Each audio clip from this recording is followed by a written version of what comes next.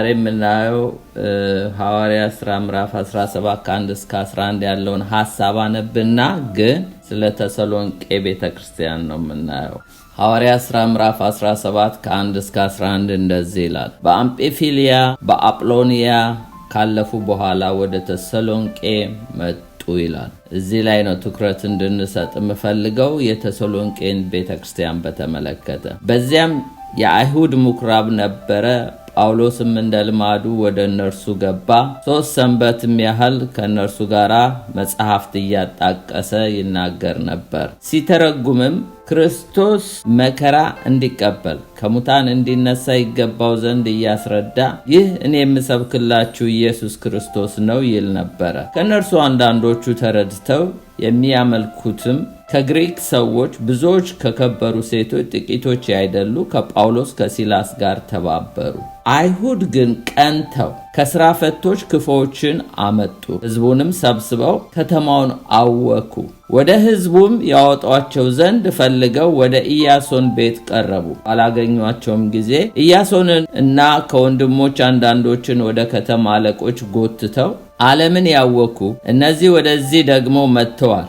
ኢያሶንም ተቀብሏቸዋል። እነዚህም ሁሉ ኢየሱስ የሚሉት ሌላ ንጉሥ አለ እያሉ የቄሳርን ትእዛዝ ይቃወማሉ ብለው ጮኹ። ሕዝቡና የከተማው አለቆች ይህንን ነገር በሰሙ ጊዜ ታወኩ። ከኢያሶንና ከሌሎች ዋስ ተቀብለው ለቀቋቸው። ወዲያውም ወንድሞች ጳውሎስንና ሲላስን በሌሊት ወደ ቤርያ ሰደዷቸው። በደረሱም ጊዜ ወደ አይሁድ ምኩራብ ገቡ። እነዚህም በተሰሎንቄ ከሚኖሩት ይልቅ ልበሰፊዎች ነበሩና ነገሩ እንደዚህ ይሆንን ብለው ዕለት ዕለት መጽሐፍትን እየመረመሩ ቃሉን በሙሉ ፈቃድ ተቀበሉ። ስለዚህም ከነርሱ ብዙ ከግሪኮችም የከበሩ ሴቶችና ወንዶች ጥቂት ያይደሉ አመኑ። በተሰሎንቄ ያሉ አይሁድ ግን ጳውሎስ በቤርያ ደግሞ የእግዚአብሔርን ቃል እንደሰበከ ባወቁ ጊዜ ወደዚያው ደግሞ መጡና ሕዝቡን አወኩ። በዚህን ጊዜም ወንድሞች ወዲያው ጳውሎስን እስከ ባህር ድረስ ይሄድ ዘንድ ሰደዱት። ሲላስንና ጢሞቴዎስ በዚያ ቀሩ ይላል። እንጸልይ። እግዚአብሔር አምላካችን ሆይ እናመሰግንሃለን። በዝማሬ በጸሎት ከኛ ጋር ነበርክ። አሁን ደግሞ በቃልህ በኢየሱስ ስም ትናገረን ዘንድ እኔም ባሪያ በፍጹም ግልጽነት መናገር እንድችል ትረዳኝ ዘንድ ሐሳብህን ወደ እያንዳንዳችን ታንሸራሽረው ዘንድ ነፍሳችን በኢየሱስም ሐሳብህን አግኝታ ለአንተ ጸጋ ቃል መገዛት መታዘዝ እንድትችል ትረዳን ዘንድ ጸለይ። በኢየሱስም ጊዜውን ተቆጣጠረው። አሜን። ጳውሎስ ከዚህ በፊት ሐዋርያ ሥራ 1 ስንማር እንደምታውቁት 4 የሚሽነሪ ጀርኒ አድርጓል፣ ጉዞዎች አድርጓል። የመጀመሪያው ሚሽነሪ ጀርኒ ሐዋርያ ሥራ ምዕራፍ 13:4 እስከ 15:35 ድረስ ነው። ይሄ ከ46 እስከ 49 ዓመተ ምህረት ወይም ደግሞ ኤዲ ነው።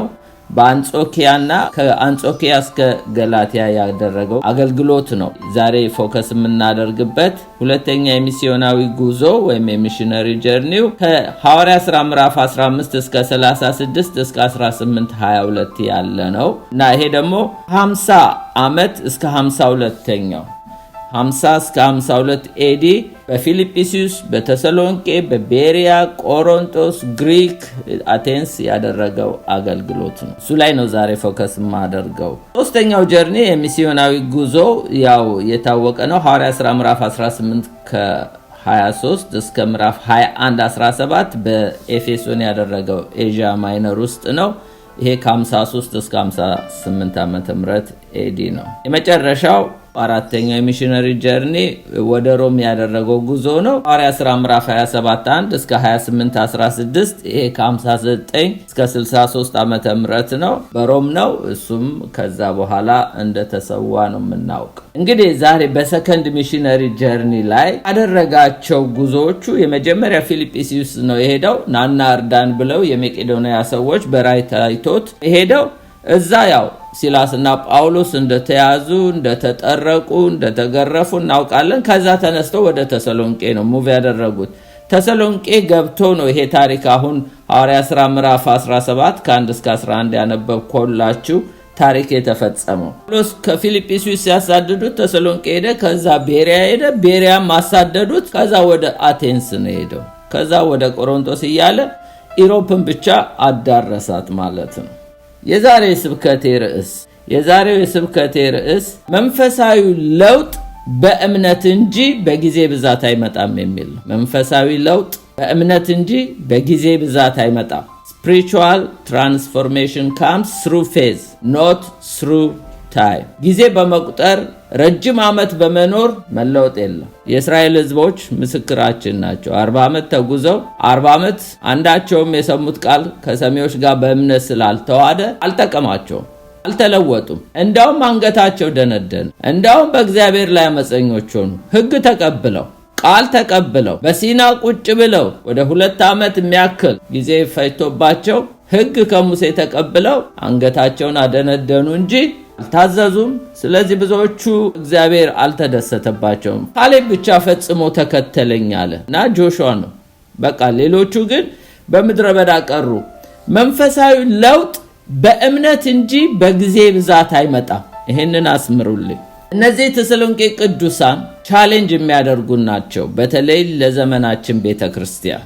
አንደኛ ተሰሎንቄ ምዕራፍ 2:13 እናነባዋለን። አንደኛ ተሰሎንቄ ምዕራፍ 2:13 ስለዚህ የመልእክትን ቃል እርሱም የእግዚአብሔርን ቃል ከኛ በተቀበላችሁ ጊዜ በእውነት እንዳለ በእናንተ በምታምኑ ደግሞ እንደሚሰራ እንደ እግዚአብሔር ቃል እንጂ እንደ ሰው ቃል አድርጋችሁ ስላልተቀበላችሁት እኛ ደግሞ እግዚአብሔርን ሳናቋርጥ እናመሰግናለን። የተሰሎንቄ ቅዱሳን እነ ጳውሎስ ወደ እነሱ መጥተው ሲያገለግሏቸው እነ ጳውሎስ የሚሰብኳቸውን ቃል እንደ እግዚአብሔር ቃል እንጂ እንደ ሰው ቃል አልተቀበሉ። እንደ እግዚአብሔር ቃል በመቀበላቸው በአጭር ጊዜ ውስጥ በጊዜ ብዛት ሳይሆን በአጭር ጊዜ ውስጥ በሕይወታቸው ላይ የመጣውን ትራንስፎርሜሽን እናያለን። ብሉፕሪንቱን ላስይዛችሁ። 4 ናቸው ፖይንቶቹ የምናየው። ለምን ያህል ጊዜ አገለገላቸው ጳውሎስ የሚለውን እናያለን። how long did him minister to them የሚለው። ሁለተኛው ሐዋርያው እንዴት አገለገላቸው? እንዴት ቢያገለግላቸው ነው እንደዚህ ራዲካል የሆነ ቼንጅ በህይወታቸው የመጣው? how did the apostle minister to them? ሌላው ሶስተኛው አገልግሎቱ ውጤት ምን ይመስል ነበረ? what was the result of his ministry የሚለው እናያለን። አራተኛና የመጨረሻው ሐዋርያው በመልእክቱ ምን መመሪያ ሰጣቸው? what instruction did the apostle give them in his letter? ለምን ያህል ጊዜ አገለገላቸው የሚለውን በመጀመሪያ እናያለን። how long did he minister to them? ሐዋርያው ጳውሎስ ያገለገላቸው እዛው ቅድም ሐዋርያ ሥራ ምዕራፍ 17 ከ1 እስከ 11 ባለው ውስጥ ቁጥር 2 ላይ እናያለን። 1 እና 2 ላንብበው። በአምፊፊሊያ በአጵሎኒያ ካለፉ በኋላ ወደ ተሰሎንቄ መጡ። በዚያ የአይሁድ ምኩራብ ነበረ። ጳውሎስም እንደ ልማዱ ወደ እነርሱ ገባ።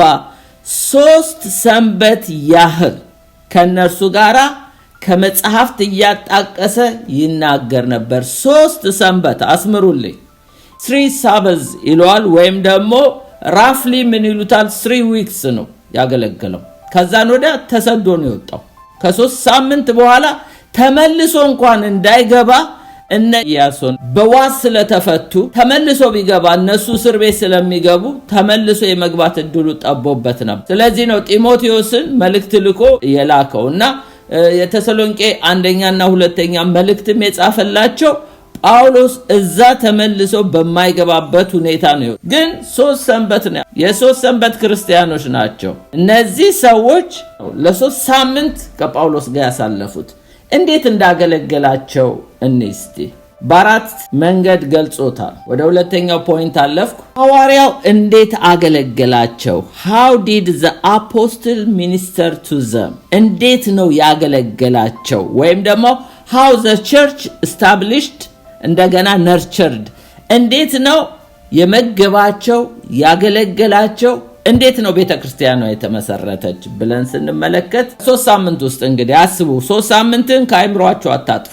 አንደኛ as a faithful steward እንደ ታማኝ መጋቢ ወይም ባላደራ ነው ያገለገላቸው። አንደኛ ተሰሎንቄ ምዕራፍ 2 ከ1 እስከ 6 እናገኘዋለን። ሁለተኛው as a gentle mother ጨዋ እናት እንደ ጨዋ እናት ነው ያገለገላቸው። አንደኛ ተሰሎንቄ ምዕራፍ 2 ከ7 እስከ 8 እናያለን። ሶስተኛ as a concerned father ማለት ግድ የሚለው አባት concerned father ይለዋል። ግድ እንደሚለው አባት ነው ያገለገላቸው። አንደኛ ተሰሎንቄ ምዕራፍ 2 ከ9 እስከ 16 ጠቅሷል። አራተኛና የመጨረሻው a loving brother አፍቃሪ ወንድም ሆኖ ነው ያገለገላቸው።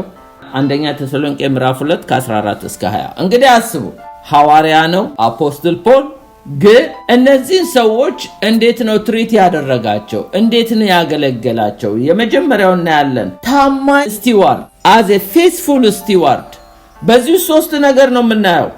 የጳውሎስ ሚኒስትሪን እናያለን፣ የጳውሎስ ሜሴጅን እናያለን፣ የጳውሎስ ሞቲቭን እናያለን። ጳውሎስ ሚኒስትሪው ምን እንደሚመስል፣ ጳውሎስ ሜሴጁ ምን እንደሚመስል፣ ጳውሎስ ሞቲቭ ምን እንደሚመስል እናያለን። ይሄ ፌስፉል ስቲዋርድ ታማኝ መጋቢ ወይም ባላደራ እንዴት ነው ያገለገላቸው?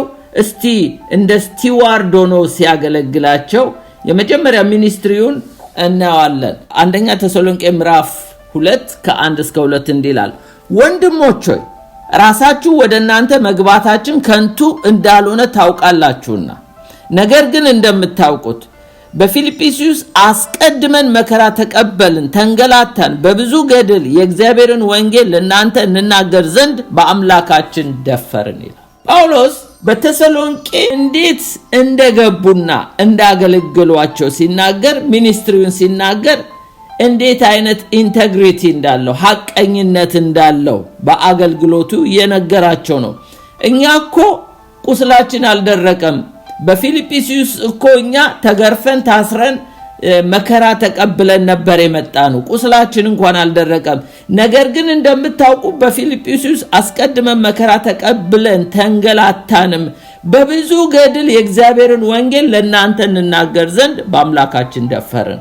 ከዛ ግን መተን መፍራት ሲገባን፣ ማመንታት ሲገባን፣ ማፈግፈግ ሲገባን እኛ ግን መተን እንዳውም በድፍረት ለእናንተ ወንጌል ሰበክንላችሁ ነው የሚለው ጳውሎስ። ምን አይነት ኢንቴግሪቲ፣ ምን አይነት ሐቀኝነት ያለው ሚኒስትሪ ማለት! ከወንጌል ሲያፈገፍግ አናይም፣ ከወንጌል ሲያመነታ አናይም፣ ከወንጌል ሲያመቻምቻ አናይም፣ ትላንት ተገረፍኩ ብሎ ሲፈራም አናይም። እንደገና ለበለጠ መከራ ራሱን አጋልጦ ሲሰጥ እሱም ሲላስም እናያለን። እና እዚህ ጋር ሚኒስትሪው ሐቀኝነት ያለው ሚኒስትሪ እንደሆነ እናያለን። ሜሴጁን ደግሞ እንመለከታለን። አንደኛ ተሰሎንቄ ምዕራፍ 2 ከ3 እስከ 5 ልመናችን ይላል ከስህተት ወይም ከርኩሰት ወይም ከተንኮል አልነበረም፣ ነገር ግን ወንጌልን አደራ ይሰጠን ዘንድ እግዚአብሔር የታመንን ሆነን እንዳገኘን መጠን እንዲሁ እንናገራለን። ልባችንን የሚመረምር እግዚአብሔር ነው እንጂ ሰውን ደስ እንደምናሰኝ አይደለም።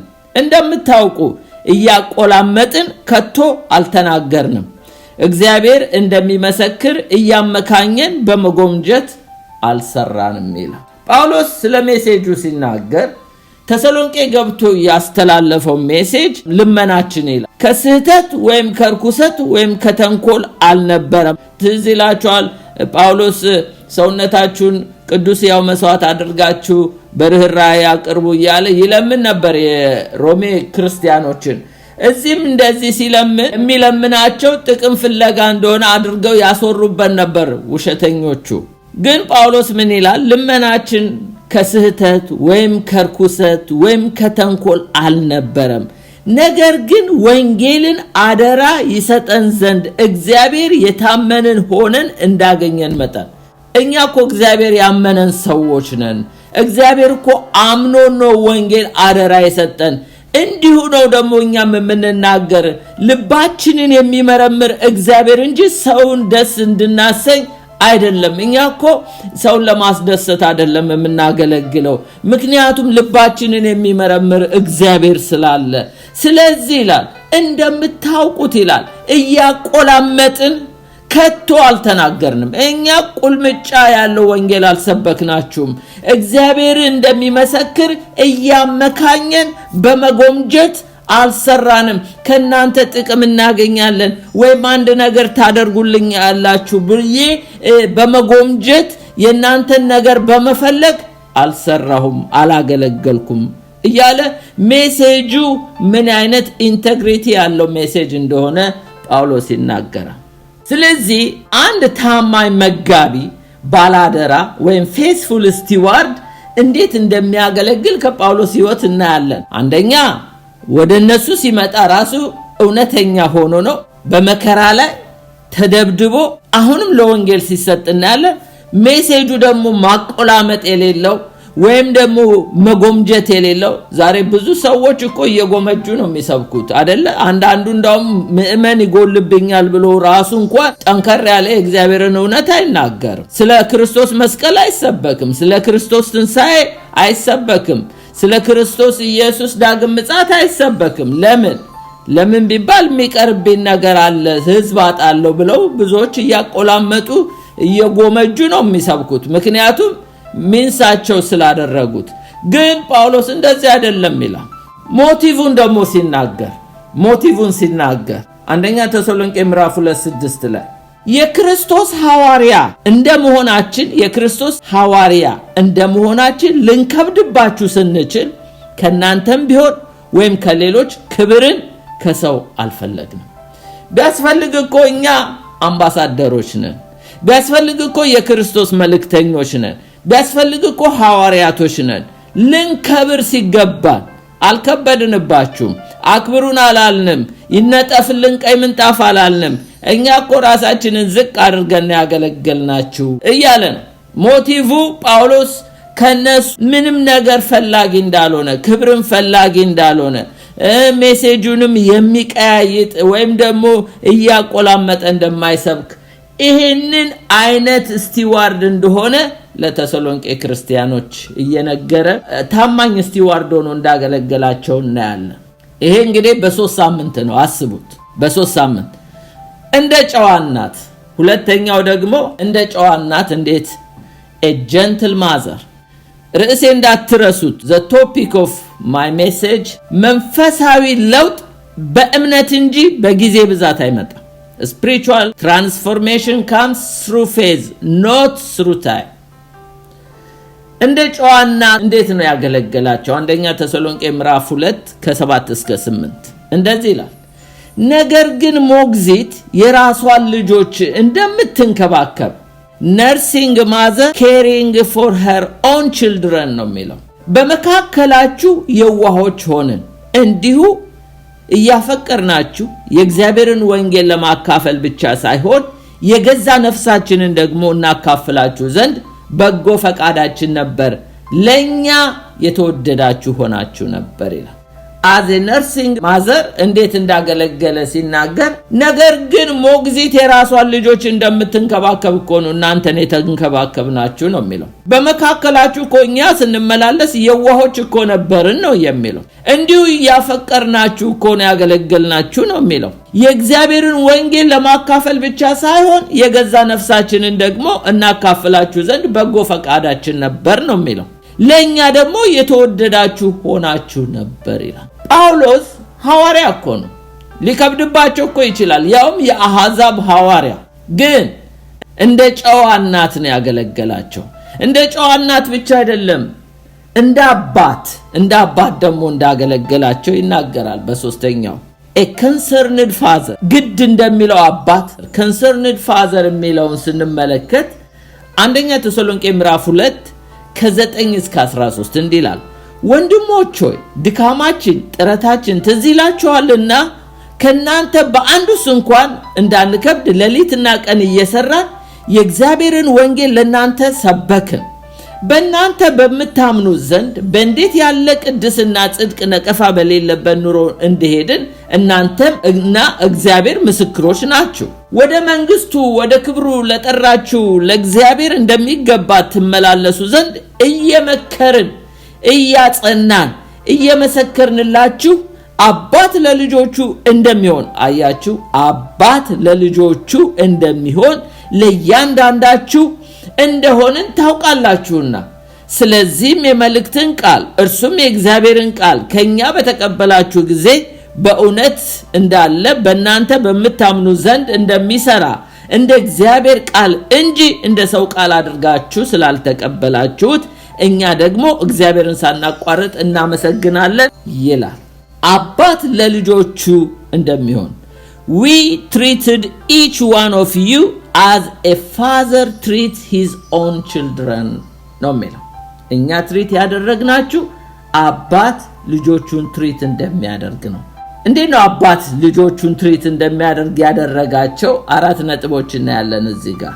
መጀመሪያ ፖልስ ሰልፍ ሰፖርት ማለት አንክሮ በመስራት ነው። የነሱ እርዳታን ሳይፈልግ የነሱን እጅ ሳይፈልግ አንደኛ ተሰሎንቄ 2:9 ላይ ወንድሞች ሆይ ድካማችን ጥረታችን ትዝ ይላችኋልና ከናንተ ባንዱስ እንኳን እንዳንከብድ ሌሊትና ቀን እየሰራን የእግዚአብሔርን ወንጌል ለናንተ ሰበክን። ሃርድ ወርክ አማንገዛም በጠንካራ ስራ አንድ አባት ለልጆቹ ሲያዝንላቸው እንደሚያደርግ ነው ትሪት ያደረጋቸው እንጂ እኮ ሐዋርያ ነው የሚያበራየውን አፉን አትሰረው ተብሏል። እና ካገለገልኩ ከማገለግለው እኮ ልጠቀም ማለት መብቱ ነው፣ ወንጌል አይከለክለው። ነገር ግን ሰልፍ ሰፖርት ማለት ራሱን በራሱ ጠንክሮ በመስራት ነው ያገለገላቸው። እና አንድ አባት ለልጆቹ እንደሚራራላቸው አልከበድንባችሁም ነው የሚለው። ወንድሞች ሆይ ድካማችን ጥረታችን ትዝ ይላችኋል ከናንተ ባንዱስ እንኳን እንዳንከብድ እኛ አልከበድንባችሁም። እስቲ ይህን ቃል ስትመለከቱ ዛሬ ስንት አገልጋዮች በህዝቡ ላይ ከብደው ይሆን? ስንቱ ሸክም ሆኖ ይሆን? ስንቱ ተቸግሮ ካለው እየሰጠ ስንቱ ግን ቤቱን ሰራ ማለት ለምሳሌ ሐሰተኛ ነቢያቶች የተባሉ ሐሰተኛ ሐዋርያቶች የተባሉ ህዝቡን እየዘረፉ እንዴት እየከበዱበት እንደሆነ ህዝቡን ተመልከቱ። እንዲህ ሰርተው ማገልገል ሲችሉ፣ እንዲህ ሌሊት ከቀን ተግተው ማገልገል ሲችሉ ይቻላል እኮ። እርግጥ ነው የእግዚአብሔር ቃል አይከለክልም፣ የሚያበራየውን አፉን አትሰረው ተብሏል። ግን የምንከብድ መስሎ ከታየ ለምን ሰርተን አናገለግልም? ይቻላል እኮ። ጳውሎስ እኮ እንደዛ ነው ያደረገው። ስለዚህ እኛ አልከበድንባችሁም፣ አባት ለልጆቹ እንደሚራራ ነው የራራንላችሁ እያለ ነው። ሌላው ፖልስ ኢንቴግሪቲ ኦፍ ሂስ ካራክተር ቢፎር ጋድ ኤንድ ሜን፣ በሰዎችና በእግዚአብሔር ፊት ጳውሎስ ምን አይነት ካራክተር ኢንቴግሪቲ ያለው ወይም ደግሞ ጥሩ ምስክርነት ያለው ባህሪ እንዳለው ይናገራል። እዚሁ አንደኛ ተሰሎንቄ 2:10 ላይ በእናንተ በምታምኑ ዘንድ በእንዴት ያለ ቅድስና ጽድቅ ነቀፋ በሌለበት ኑሮ እንደሄድን እናንተና እግዚአብሔር ምስክሮች ናችሁ። የኛ እኮ ኢንቴግሪቲ ላይፍ የኛ በቅድስና በጽድቅ ያለ ነቀፋ መሄዳችንን እናንተም እግዚአብሔር ምስክር ነው። እኛ እኮ ከናንተ ምንም ነገር ፍለጋ አይደለም እግዚአብሔር የሰጠንን መልእክት ልንሰጣችሁ እንጂ ልንዘርፋችሁ አልመጣንም፣ ሌሎች እንደሚያሰሩብን አይደለንም እያለ ነው ጳውሎስ። ያሰሩብን ነበር የሚገርማችሁ። ስለዚህ ጳውሎስ እንደ አባት እንግዲህ እግዚአብሔርም እናንተም ምስክሮች ናችሁ፣ ጥሩ ሮል ሞዴል በሚሆን አካሄድ በጽድቅ በቅድስና ያለ ነቀፋ ነው ያገለገልናችሁ እያለ ሌላው እንደ አባት ሆኖ ደግሞ ያገለገላቸው እዚህ ጋር exhorting and encouraging and insisting የሚለውን እናያለን። አንደኛ ተሰሎንቄ 2:11-12 ወደ መንግስቱ ወደ ክብሩ ለጠራችሁ ለእግዚአብሔር እንደሚገባ ትመላለሱ ዘንድ እየመከርን እንደገና ደግሞ እያጸናን ይላል፣ ወይም ደግሞ እያበረታታን ለማለት ነው። encouraging የሚለው ነው። እየመሰከርንላችሁ አባት ለልጆቹ እንደሚሆን ለእያንዳንዳችሁ እንደሆንን ታውቃላችሁ ይላል። እኛ እኮ ያገለገልናችሁ እንደ አባት እንደዚህ ነው። እየመከርናችሁ እያበረታታናችሁ ኢንሲስት እያደረግናችሁ ወደ እግዚአብሔር ሐሳብ እንድትደርሱ እንዲህ ነው ያገለገልናችሁ አባት ለልጆቹ እንደሚያገለግል። ሌላው ያው ወንጌልን የተቀበሉት የሰው ሳይሆን የእግዚአብሔር መልእክት እንደሆነ እነሱም ራሳቸው አምነው ነው ዌልካምድ ነበሩ። ማለት ዌልካምድ የሆኑት ምንድነው? ለእግዚአብሔር ጎስፕል ሜሴጅ ዌልካም ብለው ተቀብለዋል። አንደኛ ተሰሎንቄ 2:13 ላይ እንደዚህ ይላል፣ ስለዚህ የመልእክትን ቃል እርሱም የእግዚአብሔርን ቃል ከኛ በተቀበላችሁ ጊዜ በእውነት እንዳለ በእናንተ በመታምኑ ደግሞ እንደሚሰራ በመታምኑ አያችሁ የእግዚአብሔር ቃል የሚሰራው በሚያምኑ ነው በመታምኑት እንደሚሰራ እንደ እግዚአብሔር ቃል እንጂ እንደ ሰው ቃል አድርጋችሁ ስላልተቀበላችሁት እኛ ደግሞ እግዚአብሔርን ሳናቋርጥ እናመሰግናለን የእግዚአብሔርን ቃል እንደ እግዚአብሔር ቃል ስንቀበለው በእኛ መስራት ይጀምራል እዚህ ጋር ምን ይላል በእውነት እንዳለ በእናንተ በመታምኑት ይላል የተቀበሉት በእምነት እንደሚሰራ አድርገው አያችሁ በእምነት እንደሚሰራ ከተቀበልና ለመለወጥ ጊዜ መጠበቅ አያስፈልግም 40 ዓመት የእስራኤል ህዝቦች በምድረ በዳ ያንከራተታቸው የሰሙት ቃል ከሰሚዎች ጋር በእምነት አልተዋደም በእነሱ እንደሚሰራ አልተቀበሉት ስቲል ሲስተሙ እነሱ ውስጥ ይሰራ የነበረው የግብጽ ሲስተም እንጂ የእግዚአብሔር ሲስተም አልነበረም እግዚአብሔር ግን በዚህ ሲስተም ነው ካሁን ወዲያ መመራችሁ ብሎ ነበር ህጉን የሰጣቸው እነሱ ግን በኦልዱ ሲስተም መሄድ ነው የሚፈልጉት ዛሬም እንደዚሁ ነው እኛ በነፍሳችን ውስጥ ለተተከለው ቃል በየዋህነት እየታዘዝን ካልሄድን እስቲል ትላንት በመጣንበት ባለም ሲስተም ነው የምንሄደው ያ ደግሞ እድሜ ያስቆጥራል እንጂ ከጊዜው የተነሳ አስተማሪዎች መሆን ሲገባን ዛሬም ወተት እያስጠጣን በእግዚአብሔር ቤት 40 ዓመት 60 ዓመት እንደ እድሜያችን ልንኖር እንችላለን መንፈሳዊ ትራንስፎርሜሽን ግን የሚመጣው በጊዜ ብዛት ሳይሆን የሰማኑ ቃል በእምነት ሲዋሃድ ነው ወደ አራተኛው አለፍኩ እንደ አፍቃሪ ወንድም a loving brother ጳውሎስ ያገለገላቸው እንደ አፍቃሪ ወንድም አንደኛ ተሰሎንቄ ምዕራፍ 2 ከ14 እስከ 16 እንደዚህ ይላል እናንተ ወንድሞች ሆይ ይላል አያችሁ እንደ ወንድም ነው የሚጠራቸው አሁን እኮ ድነዋል ቀድሞ ግን አህዛብ ነበሩ የግሪክ ሰዎች ናቸው ወንድሞች ብሎም ሊጠራቸው አይችልም በጌታ አልነበሩም አሁን ግን በጌታ ናቸው ወንድሞች ስለሆኑ ወንድሞች ሆይ በይሁዳ የሚኖሩት በክርስቶስ ኢየሱስ ያሉትን የእግዚአብሔር ማህበሮች የምትመስሉ ሆናቸዋል በይሁዳ ያሉ ጴንጤዎችን መስላቸዋል እያለ ነው በኢየሩሳሌም ያሉትን ለምን እነርሱ ከአይሁድ መከራን እንደተቀበሉ እናንተ ደግሞ ያንን መከራ ከሀገራችሁ ሰዎች ተቀበላችሁ እነሱም ጌታን ሲቀበሉ ተሰደዱ የገዛ ወንድሞቻቸው ናቋቸው ገፏቸው ሰደቧቸው እንደዛው እናንተም ደግሞ የገዛ ወገኖቻችሁ ይቃወሟችሁ ጀመር ይሄ የመዳናችሁ ምልክት ነው ይላልአቸው ቁጥር 15 ላይ እነዚያም ጌታ ኢየሱስን ደግሞ ገደሉ ነቢያትንም እኛንም አሳደዱ እግዚአብሔርን ደስ አያሰኙ ማን እነዛ አይሁዶች ጌታን ገደሉ ነቢያትን ገደሉ እኛንም ሐዋርያትንም አሳደዱ ሰዎችን ሁሉ ይቃወማሉ እነማን አይሁዶች ሁሉ ጊዜ ኃጢያታቸው ይፈጽሙ ዘንድ አህዛብ እንዲድኑ እንዳንናገራቸው ይከለክሉናል ይላል ሁሉ ጊዜ ኃጢያታቸውን ይፈጽሙ ዘንድ የፈለጉትን ኃጢያት እንዲሰሩ አህዛብ እንዲድኑ እንዳንናገር ይከለክሉናል ነገር ግን ቁጣ ወደነሱ ፈጽሞ ደርሷል ይላል የእግዚአብሔር ቁጣ ፈጽሞ ደርሷል ይላል ታውቃላችሁ ኢየሱስ ክርስቶስ ካረገ ከ70 ዓመት በኋላ ያው ኢየሱስን የሰቀሉ ያው ኢየሱስን ያሳደዱ ያው ኢየሱስን የገፉ አይሁዶች ናቸው ቤተ መቅደሳቸው ፈርሶ በ70 ዓመት ሮማውያን መተው በዓለም ላይ በትንትናቸውን አውጥተው አሁን በቅርብ ነው እንደገና የተሰበሰቡት ለምን ያው የእግዚአብሔር ቁጣ በእነርሱ ላይ ደሙ በእኛ በልጆቻችን ይሁን ብለዋል ወንጌልን ይቃወሙ ነበር ወንጌልን ያሳድዱ ነበር አያችሁ እንደ አፍቃሪ ወንድም እንግዲህ ኢንከሬጅ ያደረጋቸው ያው መከራ እነሱም ጋር አይሁዶች ጋር ነው እናንተም ጋር ነው ያለ ያበረታታቸው ነበር ከጳውሎስ ሕይወት እንግዲህ ምንማር ሐዋርያ ሆኖ እንደ ጨዋናት ግድ እንደሚለው አባት እንደ አፍቃሪ ወንድም እንደ ታማኝ ስቲዋርድ ሆኖ እንዳገለገላቸው ይሄ ሁሉ በ3 ሳምንት ነው እንዳትረሱት ታዲያ ያገልግሎቱ ውጤት ምን ይመስል ነበር ወደ ሶስተኛው ፖይንት መጣው ያገልግሎቱ ውጤት ምን ይመስል ነበር what was the result of his ministry እንደ አባት አገልግሏቸው፣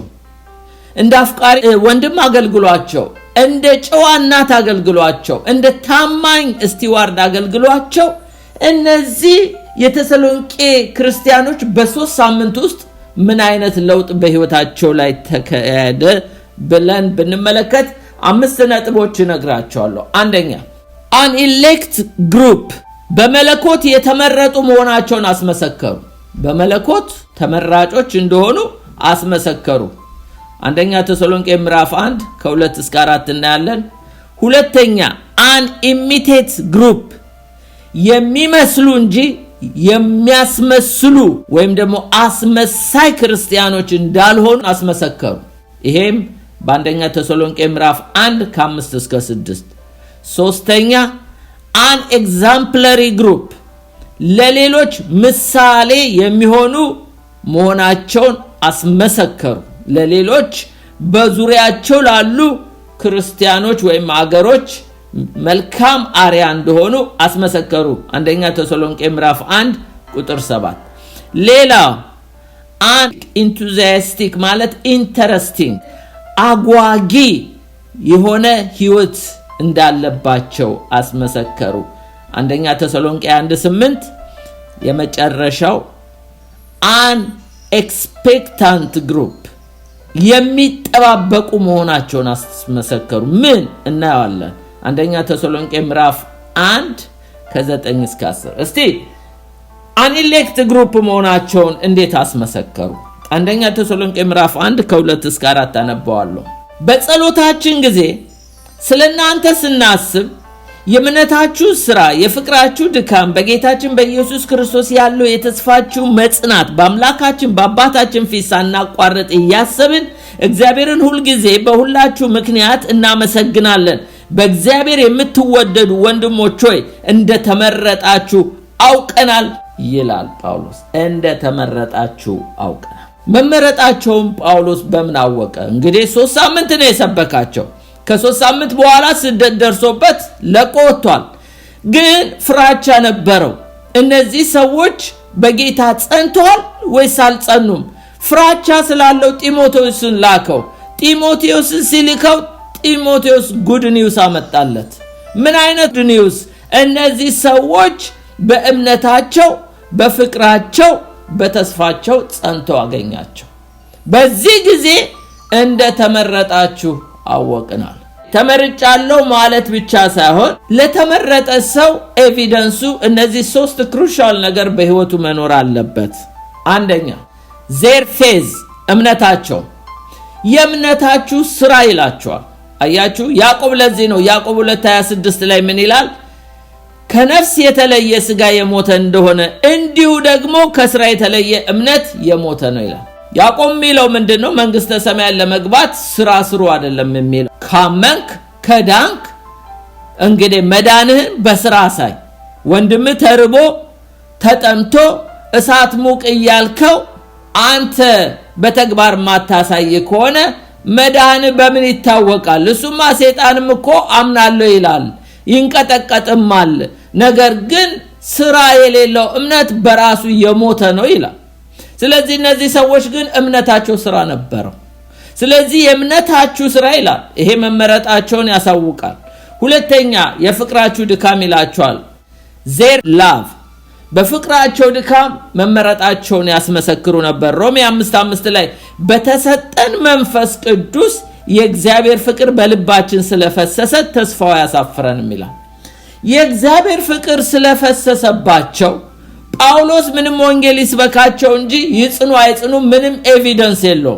ነገር ግን በውስጣቸው የፈሰሰው ፍቅር ጢሞቴዎስ ተልኮ መጥቶ ሲያያቸው የፍቅራቸው ድካም በዚህ ጊዜ አሁን እንደተመረጣችሁ አውቀናል አለ ጳውሎስ።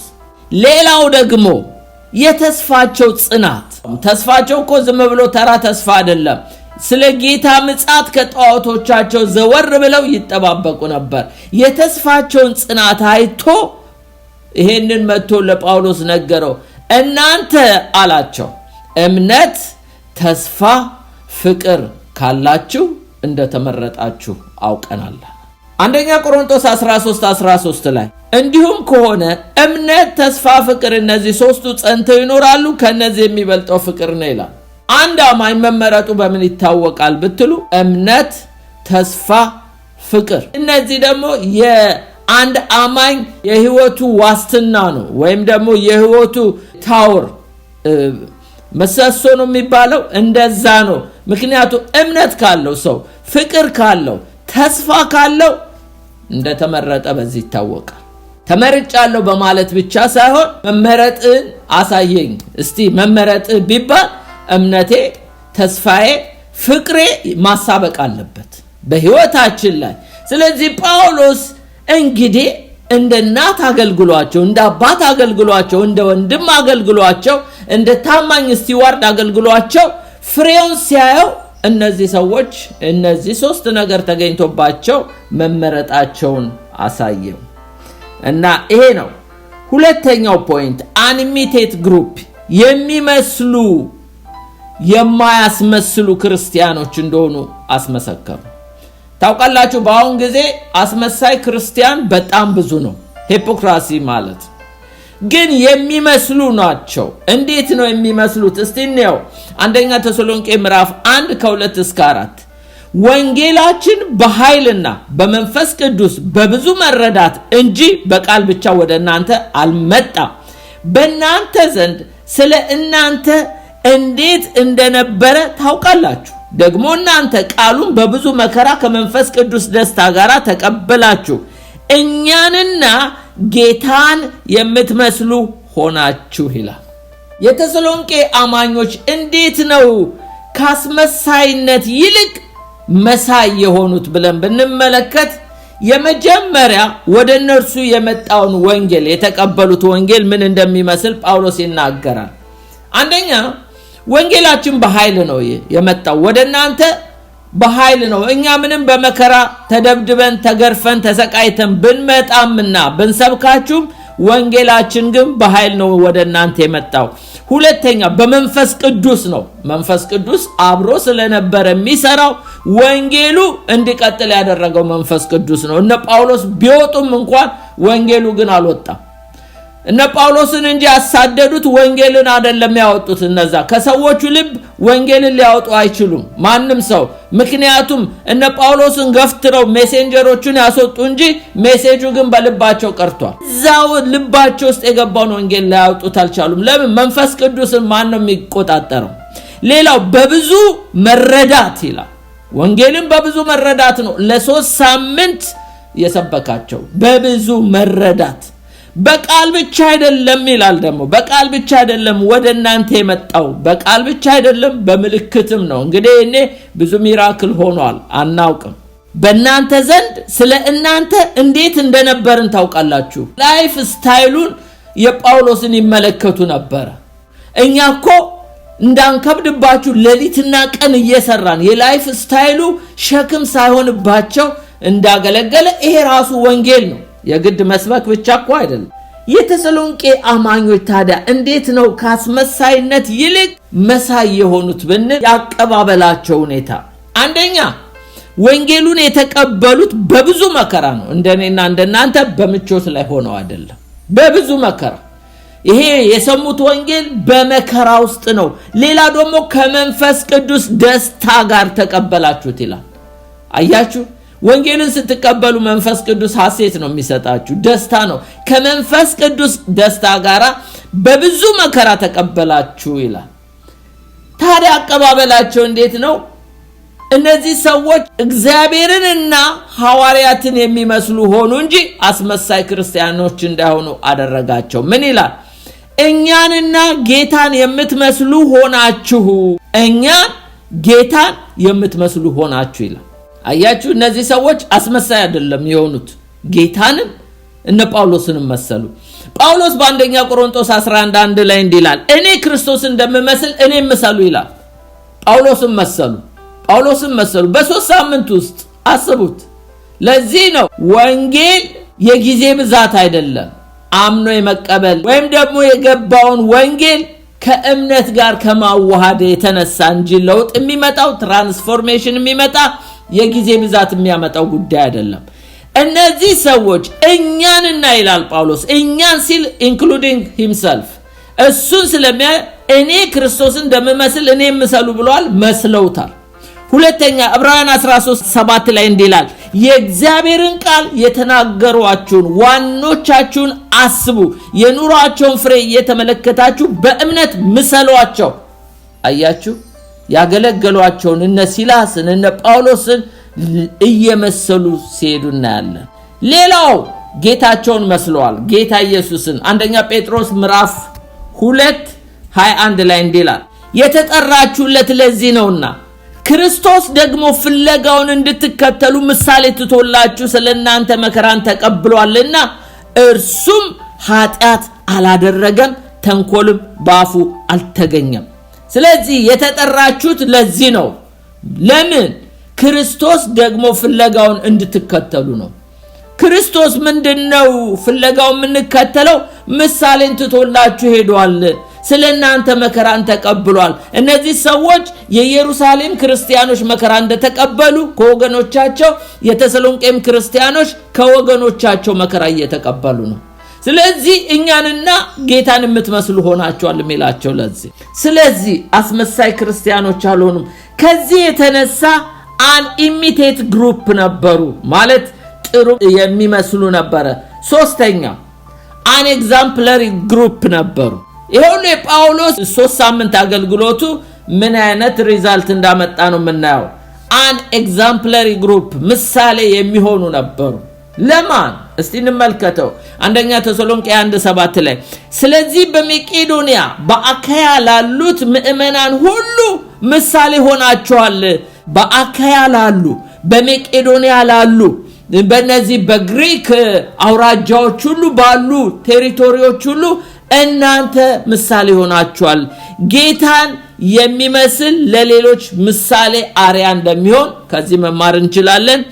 እኛን ሐዋርያትን እኛን ስላለ ጳውሎስ እኛንና ጌታን የምትመስሉ ሆናችኋል ስለሚል ሐዋርያትን መምሰል ለሌሎች ጥሩ ምሳሌ መሆን ማለት ነው። በአካባቢ ላሉ ለመቄዶንያ በአካያ ላሉት ክርስቲያኖች ጥሩ ምሳሌ ሆነው ነበር።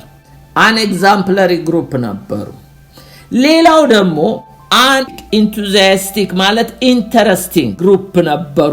ማለት ኢንተረስቲንግ እንዴት ነው ኢንተረስቲንግ የሆኑት? አንደኛ ተሰሎንቄ 1:8 ላይ ከናንተ ወጥቶ የጌታ ቃል በመቄዶንያ በአካያ ብቻ አልተሰማም፣ ነገር ግን ምንም እንድንናገር እስከማያስፈልገን ድረስ በእግዚአብሔር ዘንድ የሚሆነው እምነታችሁ በሁሉ ስፍራ ተወርቷል ይላል። አጓጊ የሆነ ነገር ነበራቸው። እስቲ ይሄ አጓጊ የሆነውን ነገር እንመልከት። 3 ነገሮች እዚህ ጋር ይናገራል። ሐዋርያው ጳውሎስ የተሰሎንቄ አማኞችን የሚላቸው ተሰምቷል ይላቸዋል፣ ተወርቷል ይላቸዋል፣ እኛ መናገር አያስፈልገንም ይላቸዋል። ምንድነው የተሰማው? እስቲ አንደኛው የተሰማው ምኑ ነው የተሰማው? የጌታ ቃል ይላል። አንደኛ ተሰሎንቄ 1:8 ላይ ከናንተ ወጥቶ የጌታ ቃል በመቄዶንያ በአካያ ብቻ አልተሰማምና ይላል። በአካያ ብቻ አልተሰማም በሌሎችም ተሰምቷል ማለቱ ነው። ከናንተ ወጥቶ ሲል ማለት ምንድነው? ከተሰሎንቄ ጳውሎስ የሰበኳቸው ወንጌል ከተሰሎንቄ ወጥቶ በመቄዶንያ በአካያ ብቻ ሳይሆን በሌሎችም አካባቢ ተሰምቷል ነው የሚላቸው። ተወርቷል ይላቸዋል። ምኑ ነው የተወራው? እምነታችሁ ይላቸዋል። እምነታችሁ እዛው አንደኛ ተሰሎንቄ 1:8 ላይ በእግዚአብሔር ዘንድ የሚሆነው እምነታችሁ በሁሉ ስፍራ ተወርቷል። አያችሁ ወንጌሉ በሁሉ ስፍራ ተሰምቷል፣ እምነታችሁ ደግሞ በሁሉ ስፍራ ተወርቷል። እነዚህ ታዲያ ኢንቱዚያስቲክ ማለት ኢንተረስቲንግ ሰው ሁሉ ሊሰማቸው ሊያውቀው የሚያጓጓ ነገር ነበራቸው። በ3 ሳምንት ውስጥ የተከሰተ ታሪክ ነው። ሶስተኛው እኛ መናገር አያስፈልገንም ይላቸዋል። ምንድነው መናገር የማያስፈልገው? ለምንድነው መናገር የማያስፈልገው? ሐዋርያው ጳውሎስ ሊደርሰው የማይችለው ቦታ ቃሉንም እምነታቸውም ለአገር ደረሰ። በዛ በአካያና በዚህ ደግሞ በመቄዶንያ አካባቢ ላሉት ደረሰ። ምን ይላል? 1:8 ላይ ከናንተ ወጥቶ የጌታ ቃል በመቄዶንያ በአካያ ብቻ አልተሰማም ነበር፣ ነገር ግን እኛ መናገር አያስፈልገንም ይላቸዋል። እኛ ሄደን መስበክ እስከማያስፈልገን ድረስ ቃሉም ደረሰ፣ እምነታችሁም ለሰው ሁሉ ተሰማ። መለወጥ ከሆነ እንደዚህ ነው። አያችሁ፣ ለዚህ ነው ጳውሎስ ሮሜ 16:19 ላይ እንዲህ ይላል፣ መታዘዛችሁ ለሁሉ ተወርቷልና ይላል። ለጌታ እኮ የሚታዘዙ ሰዎች አገር ሁሉ ነው የሚያውቃቸው፣ አገር ሁሉ ነው የሚሰማው። እንደዚህ ይላል፣ መታዘዛችሁ ለሁሉ ተወርቷልና እንግዲህ በእናንተ ደስ ይለኛል። ነገር ግን ለበጎ ነገር ጥበበኞች፣ ለክፉ የዋሆች እንድትሆኑ እወዳለሁ። የእስራኤል ሕዝብ አለመታዘዙን ይሄው ለኛ ጄኔሬሽን ሁሉ ደርሷል አይደል? አንገታቸውን አደንድነው በምድረ በዳ ቀሩ እያልን እኮ ምን ሰብከው አለመታዘዛቸው፣ የሳኦል አለመታዘዝ ለእግዚአብሔር ይሄው ለኛ ደርሷል አይደል? እንዲሁ የዳዊት መታዘዝ ለጄኔሬሽን ደርሷል። እንዲሁ የኛ መታዘዝ ለሰዎች፣ ለጌታ የሚታዘዙ ሰዎች፣ ለቃሉ የሚታዘዙ ሰዎች አገር ሁሉ ነው የሚሰማው። አገር ሁሉ እኛ መሄድም አላስፈልገንም አለ ጳውሎስ። ለምን? መታዘዛችሁ ቃሉ ለአገር ሁሉ ደርሷል። ስለዚህ ኢንቱዚያስቲክ ማለት ኢንተረስቲንግ አጓጊ ሆነ ላይፍ ስታይል ነው ያላችሁ በ3 ሳምንት አስቡ። አምስተኛ አንኤክስፔክታንት ግሩፖች እንደሆኑ ይናገራል። አንኤክስፔክታንት ግሩፕ ማለት የሚጠባበቁ። ምንድነው የሚጠባበቁት? እስቲ አንደኛ ተሰሎንቄ 1:9-10 እነርሱ ራሳቸው ወደ እናንተ መግባታችን እንዴት እንደነበረ ስለኛ ይናገራሉ። ለሕያውና ለእውነተኛው አምላክ ታገለግሉ ዘንድ ከሙታን ያስነሳውን ልጁን እርሱንም ኢየሱስ ከሚመጣው ቁጣ የሚያድነንን ከሰማይ ተጠብቁ ዘንድ ከጣዖቶቻችሁ ወደ እግዚአብሔር እንዴት ዞር እንዳላችሁ ይናገራሉ። እዚህ ላይ ምንድነው የሚለው? እነርሱ ራሳቸው ይናገራሉ። ማን? እነዚህ የሰሙት። ምንድነው የሚናገሩት? ስለምንድነው የሚናገሩት? አንደኛ ስለኛ፣ ሁለተኛ ስለናንተ ይላሉ። ስለኛ ምንድነው ስለኛ ይናገራሉ የሚለው? ጳውሎስ ወደ እናንተ መግባታችን እንዴት እንደነበረ ስለኛ ይናገራሉ ማለት ከፊልጵስዩስ ታስረው ተቀጥቅጠው ተገርፈው ተፈተው እንደገቡ በአኪያ ያሉ በመቄዶንያ ያሉ ክርስቲያኖች ሁሉ ያውቃሉ። የጳውሎስና የሲላስ ተሰሎንቄ እንዴት እንደገቡ ስለኛ ይናገራሉ። ሌላው ደግሞ ስለናንተ ይናገራሉ ይላል። ስለነሱ ስለነዚህ ምንድነው የሚናገሩት? 3 ነገሮች። አንደኛ ከጣዖት አምልኮ መመለሳችሁ፣ ከጣዖት ወደ እግዚአብሔር እንዴት ዘወር እንዳላችሁ ይናገራሉ። ሁለተኛው እግዚአብሔርን ማገልገላችሁ፣ ለሕያውና ለእውነተኛ አምላክ ታገለግሉ ዘንድ ይላል። ስለዚህ ከጣዖት አምልኮ ተላቀው የእግዚአብሔር አገልጋይ መሆናቸውን ይናገራሉ በአካባቢ ያሉ ሰዎች። ሶስተኛ የክርስቶስን ዳግም ምጽአት የምትጠባበቁ መሆኑን ይናገራሉ። ከሙታን ያስነሳውን ልጁን እርሱን ኢየሱስን ከሚመጣው ቁጣ የሚያድነንን ከሰማይ ተጠብቁ ዘንድ ይናገራሉ። ምስክርነታችሁ እንዲወጣል ይላል። በ3 ሳምንት ወንጌል ሰምተው የሚገርማችሁ ስለ ዳግም ምጽአት ስለ ራፕቸር ጳውሎስ በጣም የጻፈላቸው ለተሰሎንቄ ቅዱሳን ናቸው። እንደውም ጥያቄ ፈጥሮባቸው ሁለተኛ ተሰሎንቄ ላይ ያኔ እንደነገርኳችሁ እያለ ይነግራቸዋል። ማለት ዳግም ምጽአት ድረስ አስተምሯቸዋል ጳውሎስ። ዳግም ምጽአት በ3 ሳምንት ውስጥ ስለ ጌታ ዳግም ምጽአት ሁሉ በደንብ የተማሩ ናቸው።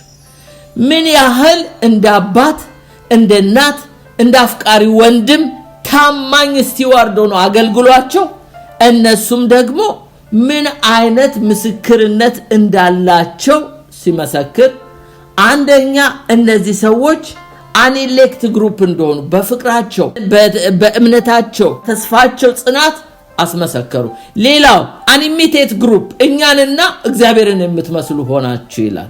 ሌላው አን ኤግዛምፕለሪ ግሩፕ ለአኪያ ላሉ በአካባቢ ላሉ ሁሉ ጥሩ ምሳሌዎች ሆኑ። ሌላው ኢንቱዚያስቲክ ማለት አጓጊ ህይወት እንዳላቸው ሲናገር እናያለን። ሌላው ኤክስፔክታንት ግሩፕ ማለት እንዴት ጌታን ከጣዖቶቻቸው ዘወር ብለው ዳግም ምጽአትን የሚጠብቁ። አስቡ፣ ትላንትና በ3 ሳምንት ተሰብከው ዛሬ ዳግም ምጽአት የሚጠብቁ ክርስቲያን ነበሩ። ታዲያ በ3 ሳምንት እነዚህ ሰዎች እንዲሆኑ ክርስትና እድሜ መቁጠር ነው ወይስ የሰሙት ቃል ከሰሚዎች ጋር ተዋህዶ መለወጥ ነው? እሱን እናንተው መልሱት። እኔ አይደለም የምመልሰው ራሴን የምጠይቀው ነው። እንደ አገልጋይ አንድ ሐዋርያ እንዴት ገብቶ ነው ማገልገል ያለበት? እንደ እናት እንደ አባ ወይስ አንጥፉልኝ እኔ ሐዋርያ ነኝ የተቀባው ነኝ ይያሉ ምንጣፍ አንጥፉልኝ ነው? ወይስ ደግሞ ደምቄ እንድታይ ፖስተር አድርጉልኝ ነው? ጳውሎስ እንደዛ አላደረገም። እኔ መስለኛል እውነተኛ ሐዋርያቶች እውነተኛ ጥሪ ያላቸው የእግዚአብሔር ቃል ምን ይላል? የሰው ስጦታው ከተላላቆች ጋር ያስቀምጠዋል ነው የሚለው። ስጦታ ካላችሁ ታላላቅ ቦታ ያስቀምጣል። ምንም መጋፋት አያስፈልግም። እነዚህ ግን ውሸታሞች ጥሪው የሌላቸው ኮንፊደንስ ስለሌላቸው የግድ ራሳቸውን በሰዎች ውስጥ አጉልተው ለማሳየት የሚጥሩት በፖስተሩ በሚዲያው በብዙ ይጥራሉ። ታውቃላችሁ ያኮ እውነተኛው ግን ጳውሎስ እንደ እናት እንደ አባት እንደ ታማኝ ስቲዋርድ እንደ ወንድም ሆኖ ነው የቀረባቸው። እኛ እኮ ልንከብድባችሁ እንችላለን የአሕዛብ ሐዋርያ ነኝ እያለ ግን ዝቅ ብሎ እንዴት እንዳገለገላቸው እንዴት አይነት ራዲካል ለውጥ በ3 ሳምንት በእነዚህ ህይወት ውስጥ እንደታየ ከዚህ መማር እንችላለን። የመጨረሻ ሐዋርያዊ ኢንስትራክሽን ሰጥቷቸው ይጨርሳል። እኔም እጨርሳለሁ። ሐዋርያው በመልእክቱ መመሪያ የሰጣቸው ምንድነው? What instruction did the apostle gave them in his letter? በአንደኛ ተሰሎንቄ ላይ ታዲያ ይሄንን ሁሉ ከሰማ እሱም ፍሬውን ካደመጠ በኋላ ይሄ ሁሉ ሄዶ አላየም። የመሄድ ዕድል የለውም። ለምን? ኢያሱ በዋስትና ስለተፈቱ ጳውሎስ ተመልሶ በሄድ እነዛ ሰዎች እስር ቤት ነው የሚገቡ። ስለዚህ መልእክት ነው የላከላቸው። ጢሞቴዎስ ነው መግባት መውጣት የሚችለው። ስለዚህ አሁን መምጣት ስለማይችል በመልእክቱ ታዲያ ይሄንን አድንቆ አመስግኖ እግዚአብሔርን የሚላቸው ግን የመጨረሻ ነገር አለ። እሱን ነግሬያችሁ ጨርሳለሁ። አንደኛ ተሰሎንቄ ምዕራፍ 4 ከ1 እስከ 2 እንግዲህ በቀረውስ ወንድሞች ሆይ ልትመላለሱ እግዚአብሔርን ደስ ልታሰኙ እንዴት እንደሚገባችሁ ከኛ ዘንድ እንደተቀበላችሁት እናንተ ደግሞ እንደምትመላለሱ ከፊት ይልቅ ትበዙ ዘንድ በጌታ በኢየሱስ እናምላችኋለን እንመክራችሁማለን። በጌታ ኢየሱስ የትኛውን ትእዛዝ እንደሰጠናችሁ ታውቃላችሁ። ትንሽ ብሪፍ ለማድረግ ወደ አዲሱ ትርጉም ወስዳችኋለሁ። ኒው ቨርሽን ላይ ይሄንን ቃል አንደኛ ተሰሎንቄ ምዕራፍ 4 ከ1 እስከ 2 በቀረውስ ወንድሞቼ ሆይ እግዚአብሔርን ደስ ለማሰኘት እንዴት መኖር እንደሚገባችሁ አስተምረናችኋል። አስምሩልኝ። ኦሬዲ አስተምረናችኋል። በርግጥም እንደዛው እየኖራችሁ ነው። እናንተም እየኖራችሁት ነው። እኛም አስተምረናችኋል። ስለሆነም ይላችኋል አሁን ለቀጣዩ ሲነግራቸው በጌታ በኢየሱስ ክርስቶስ የምንለምናችሁና የምንመክራችሁ ከዚህ በበለጠ ሁኔታ በዚሁ እንድትገፉበት ነው። ጨምሩ እንዳለው ጴጥሮስ ኦሬዲ አስተማርናችሁ፣ ጥሩ ምሳሌ ሆናችሁ፣ ጥሩ አባት ሆናችሁ፣ ጥሩ ወንድም ሆናችሁ፣ ጥሩ እናት ሆናችሁ፣ ጥሩ ስቲዋርድ ሆናችሁ፣ እናንተም እንደዛው ደግሞ ጥሩ ምሳሌ ሆናችሁ፣ ጥሩ ፍሬያማ ሰዎች ሆናችሁ። ስለሆነም ይላል የመጨረሻ ማሳሰቢያ በጌታ በኢየሱስ የምንለምናችሁና የምንመክራችሁ ከዚህ በበለጠ በዚሁ እንዳትቆሙ፣ ፍቅራችሁ የሚጨምር፣ ተስፋችሁ የሚጨምር፣ እምነታችሁ የሚጨምር፣ እምነት ዲግሪ ስላለው እዛው አትቁሙ። ከእምነት ወደ እምነት ፍቅራችሁ ይብዛ ይጨምር። የምንለምናችሁና የምንመክራችሁ ከዚህ በበለጠ ሁኔታ በዚሁ እንድትገፉበት ነው። ስለሆነም በጌታ በኢየሱስ የምንለምናችሁና የምንመክራችሁ ከዚህ በበለጠ ሁኔታ በዚሁ እንድትገፉበት፣ በሌላ አይደለም፣ በዚሁ አሁን በያዛችሁ ትክክለኛ ትራክ ላይ ነው ያላችሁት። ዝንፉ አትበሉ፣ ጨምሩ። ጴጥሮስ እንዳለ ጨምሩ።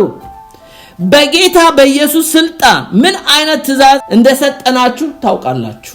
ታዲያ ጳውሎስ ይሄንን እንግዲህ ከመከራቸው በኋላ አንደኛ ተሰሎንቄ ምዕራፍ 4 በሙሉና ምዕራፍ 5 በሙሉ ስትመለከቱ ወክ ይላቸዋል፣ በዚህ ተመላለሱ ይላቸዋል። እንዴት? 6 ፖይንቶች ያዙ። ዲቴል አልገባም፣ ርዕሱን ብቻ ነው የምነግራችሁ። አንደኛ walk in holiness፣ በቅድስና ተመላለሱ። አንደኛ ተሰሎንቄ ምዕራፍ 4 ከ1 እስከ 8 ታገኙታላችሁ፣ በግላችሁ አንብቡ።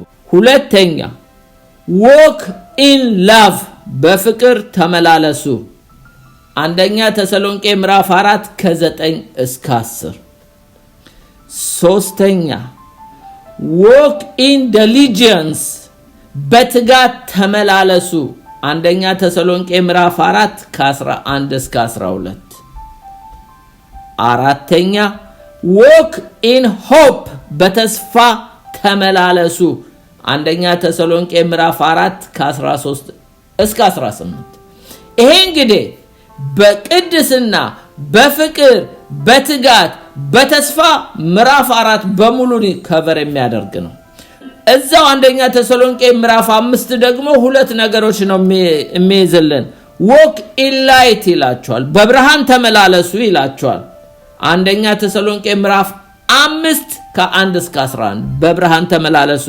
ስድስተኛው walk in obedience በታዛዥነት ተመላለሱ አንደኛ ተሰሎንቄ 5 ከ12 እስከ 28 ስለዚህ ጳውሎስ አፖስቶሊክ ኢንስትራክሽን ሰጥቶ በዚህ ተቀልሏል መንፈሳዊ ለውጥ በእምነት እንጂ በጊዜ ብዛት አይመጣም spiritual transformation comes through faith not through time ጨርሻለሁ ጌታ ይባርካችሁ